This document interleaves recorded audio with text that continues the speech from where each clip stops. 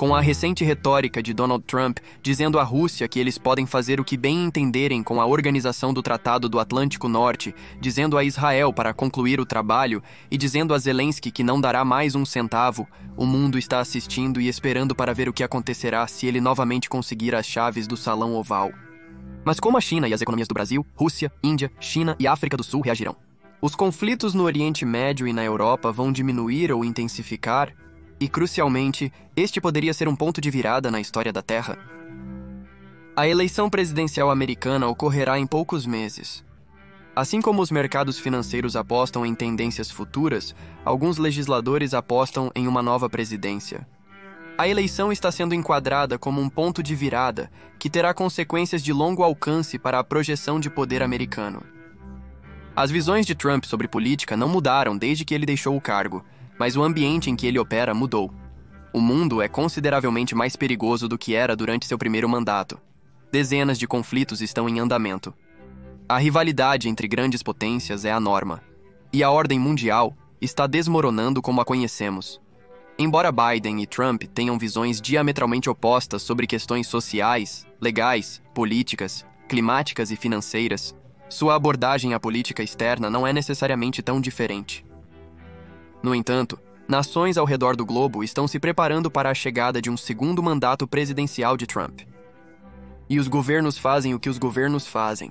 Eles planejam contingências.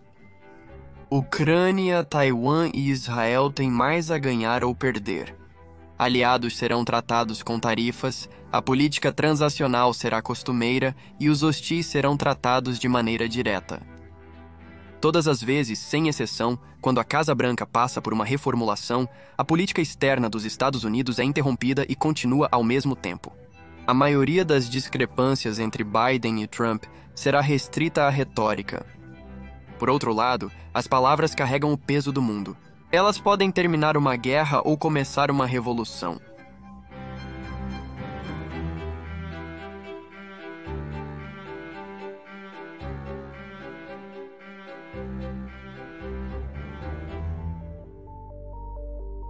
Tudo está mudando. Política, economia e, acima de tudo, tecnologia. A comunidade global já viu dias melhores. Os conflitos armados proliferaram, agora ultrapassando 50, de acordo com o Instituto de Pesquisa da Paz, Oslo, que é o nível mais alto de hostilidade desde 1946. Há conflito na Europa, África, Oriente Médio e partes da Ásia. Pior ainda mais. O envolvimento americano, ou a falta dele, é parcialmente culpado. Mas não da maneira que você pensa. Em muitos lugares, os conflitos estão em alta, e as negociações diplomáticas estão congeladas precisamente por causa da eleição presidencial americana. Se Trump vencesse a corrida de 2024, ele seria empossado em janeiro de 2025, quase um ano a partir de agora. É um período curto para Biden assumir compromissos vinculativos. Como resultado, parceiros e contrapartes internacionais praticamente suspenderam as relações diplomáticas com os Estados Unidos. Na prática, Trump já minou a credibilidade e a agência de Biden sobre eventos globais. Isso então poderia ser considerado o primeiro impacto de Trump na política internacional, e ele nem mesmo assumiu o cargo ainda. Se Trump for eleito, seu segundo mandato seria diferente do primeiro, porque o mundo está mais hostil do que antes. Em geral, Trump propôs uma tarifa universal, o que desmantelaria o atual regime de comércio internacional, taxando unilateralmente todas as importações para os Estados Unidos. Mesmo assim, alguns realmente aguardam o retorno de Trump. Netanyahu, Orbán, Modi e o príncipe herdeiro, Mohammed bin Salman, podem esperar uma recepção calorosa no Salão Oval e, da mesma forma, menos críticas sobre as liberdades civis. Trump presta respeito a veneráveis tradições políticas, como relacionamentos pessoais e negociações individuais. Dito isso, existem barreiras de proteção em vigor que restringem mudanças dramáticas repentinas. Por exemplo, durante seu primeiro mandato, Trump e muitos dos seus membros seniores e aliados no Capitol Hill mantiveram visões políticas tradicionais. Mas quando Trump expressou considerações drásticas, esses mesmos aliados frequentemente o persuadiram a seguir o modo convencional de fazer as coisas. Foi isso que aconteceu em lugares como Síria, Afeganistão e assim por diante. Então, independentemente de quem comanda o executivo, a máquina que é o serviço civil sempre conterá os piores impulsos. Se a tocha passar para Trump, a maioria dos aliados da América na Europa pode esperar um tratamento sem sentimentalismo. Trump os vê abertamente como aproveitadores, e francamente eles são. Mas esse é o preço que se paga por ser uma superpotência. Em geral, os membros europeus da Organização do Tratado do Atlântico Norte têm um vasto potencial de poder latente. Eles têm uma força de trabalho maior, um pool de mão de obra e uma economia combinada que é cerca de 10 vezes maior que a da Rússia. Algumas das potências europeias também possuem indústrias de armamentos sofisticadas, capazes de produzir armas excepcionais.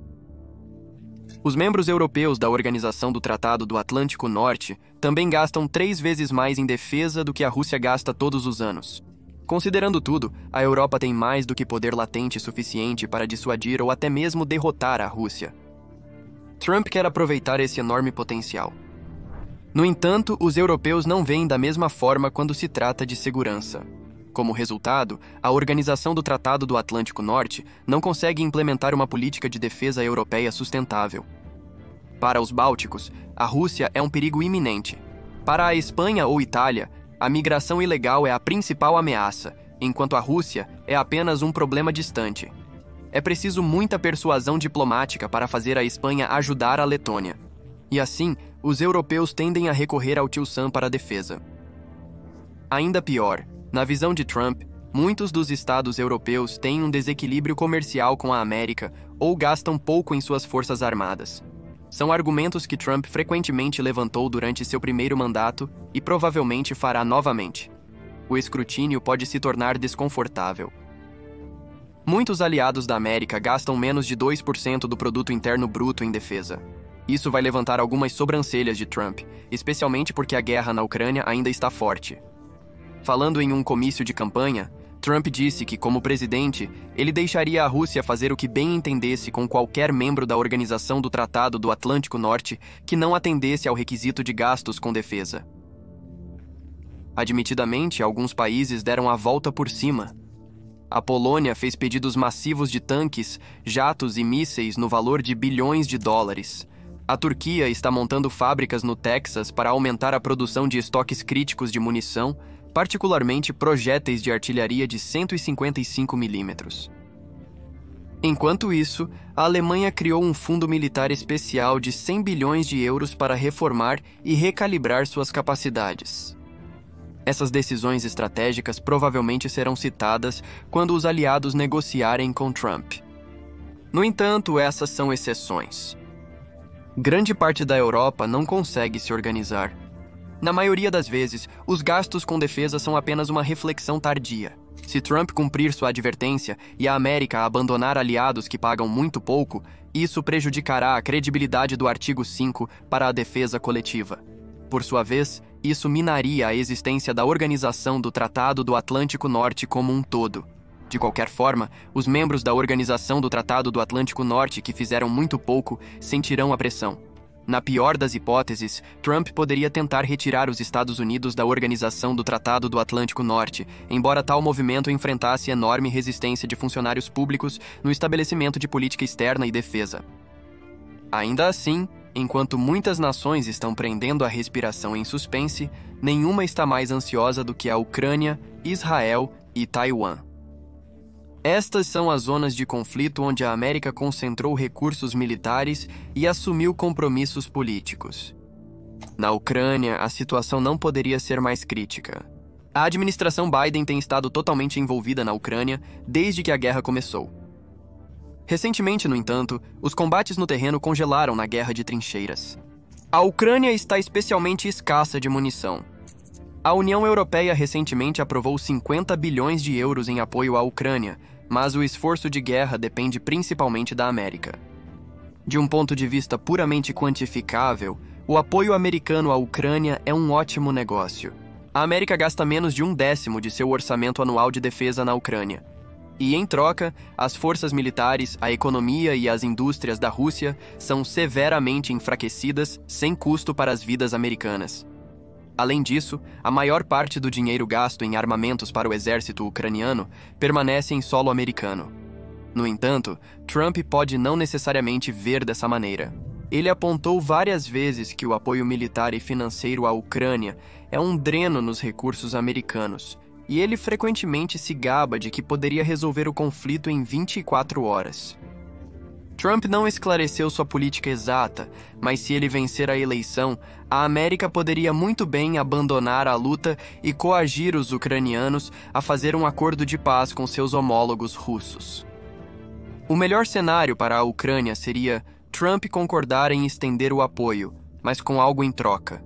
Por exemplo, a ajuda financeira à Ucrânia poderia ser concedida na forma de empréstimos. Ao mesmo tempo, a assistência militar poderia ser estendida, garantindo licenças exclusivas para empresas americanas extrair minerais estratégicos do solo ucraniano. A Ucrânia acontece de ser rica em todos os tipos de minerais, e Trump gostaria de maximizar o retorno de capital para a América de qualquer forma.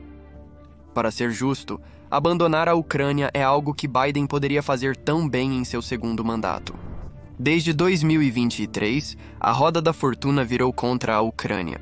A Rússia se adaptou às novas configurações de guerra, e o Departamento de Defesa dos Estados Unidos não acredita que a Ucrânia possa vencer a guerra.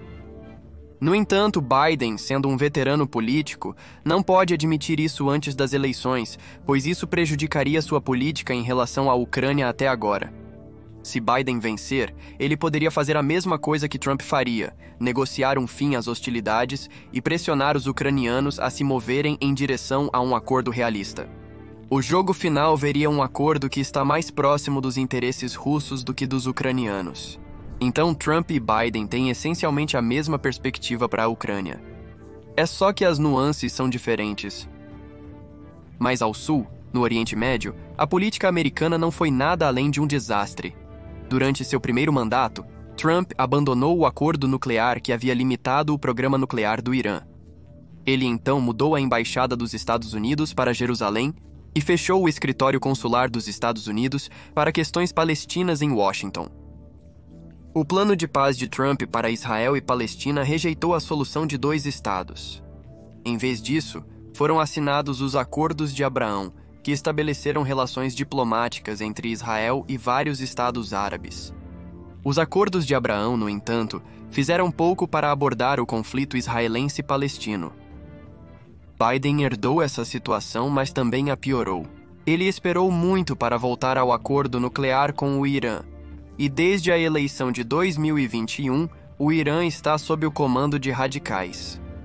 Como resultado, o retorno ao acordo nuclear agora está mais distante do que antes, e o Irã está mais perto de uma bomba do que nunca. Além disso, Biden tratou os palestinos tanto quanto Trump tratou. A reabertura do consulado americano foi postergada, as conversas de paz foram negligenciadas e o surgimento do governo mais radical de Israel foi ignorado. Nenhuma das políticas de Biden foi distinta daquelas de Trump. Biden pode prometer reviver as negociações de paz entre Israel e Palestina, mas o resultado não será diferente dos esforços anteriores da América. Enquanto isso, Trump se importa pouco com os palestinos ou os israelenses, mas ele entende a política de poder e o lobby político dentro da América e agirá de acordo. Não é surpreendente que, seja Biden ou Trump, Israel pode esperar um apoio ininterrupto da América. A única diferença é a retórica. Netanyahu se dava melhor com Trump, e, portanto, um toque populista provavelmente vai dominar as manchetes. Em toda a região, os conflitos por procuração do Irã, incluindo Hezbollah, Hamas, os Houthis e ativos adicionais na Síria e no Iraque, continuarão, se não aumentarem, em alcance e volatilidade. Durante seu primeiro mandato, Trump implementou sanções de pressão máxima no Irã e assassinou Soleimani, um comandante-chave que moldou a guerra por procuração do Irã na periferia. Os registros anteriores de Trump mostram que ele está mais disposto a aumentar as apostas em suas negociações com o Irã. Ao contrário de Biden, Trump poderia retaliar com força letal contra o Irã caso eles mirassem em pessoal dos Estados Unidos da América. Enquanto isso, na Arábia Saudita, com Trump no cargo, um acordo israelense-saudita terá melhores chances de sucesso. Biden apostou nos acordos de Abraão e é provável que Trump continue essa política. Ajuda que Trump tenha uma opinião favorável sobre o príncipe herdeiro saudita e governante de facto Mohammed bin Salman. Para selar o acordo, Trump poderia estender garantias de segurança aos sauditas, bem como um generoso lote de armamentos em troca da normalização da Arábia Saudita com Israel. De maneira geral, no entanto, Trump provavelmente se afastaria do Oriente Médio. Sua administração não teria interesse em fornecer segurança americana para a região, muito menos para o mundo. Isso significa que não haverá mais a Marinha dos Estados Unidos para o resgate quando o transporte internacional sofrer ataques. Ainda mais, do outro lado do globo, Taiwan tem reservas sobre o retorno de Trump. Durante seu primeiro mandato, Trump deixou claro que detesta aproveitadores. Taiwan é um desses estados. Entre janeiro e novembro de 2023, Taiwan teve um superávit comercial com a América, representando 45 bilhões de dólares. Isso é uma fortuna considerável, levando em conta o tamanho do país. Pior, Taiwan não está gastando quase tanto quanto deveria em defesa.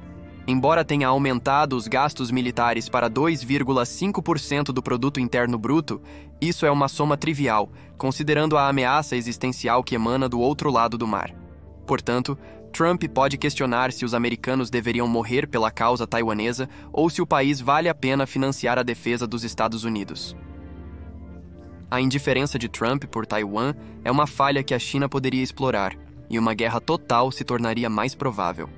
No ano passado, o ministro das Relações Exteriores de Taiwan alertou que um conflito com a China era possível já em 2027, e oficiais dos Estados Unidos disseram o mesmo alguns anos atrás. Enquanto isso, na frente econômica, nenhuma mudança fundamental é esperada. Durante seu primeiro mandato, Trump rompeu com a política econômica e lançou uma guerra comercial com a China. Mais tarde, Biden refinou essa política e redobrou os esforços nela. Se Trump retornar à Casa Branca, ele simplesmente continuará de onde parou. Tanto Biden quanto Trump identificam a China como o principal rival da América na corrida pela supremacia global. Trump poderia, no entanto, intensificar a competição econômica com a China e focar na redução do déficit comercial bilateral. Ele também procuraria retificar algumas cadeias de suprimentos críticas para que a América não dependa tanto da China. Em suma, é provável que Trump adote uma postura mais dura, e sua retórica pode mirar em alguns dos aliados da América na Ásia por sua falta de gastos com defesa. Com Trump no cargo, aliados como Japão, Coreia do Sul e Filipinas teriam que lidar com um Estados Unidos mais transacional. No entanto, no geral, Trump e Biden são mais parecidos do que gostariam de admitir. Ambos precisam de seus aliados asiáticos se quiserem contrabalançar a China.